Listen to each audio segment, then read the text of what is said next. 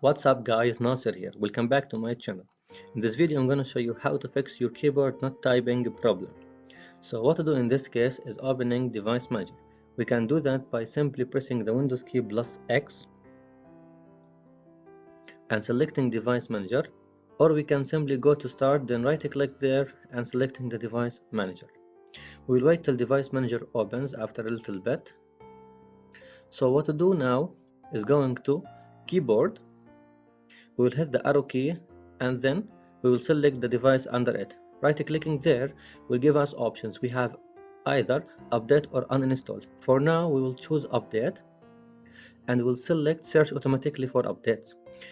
It will not search in my case because I have already turned off Wi-Fi because I downloaded the latest version already. So in your case, just wait for device manager to download and installs the latest version and restart your PC and see if that helps in fixing the issue. If not, then simply open device manager again and go to keyboards and select the driver under it and select uninstall instead of updating.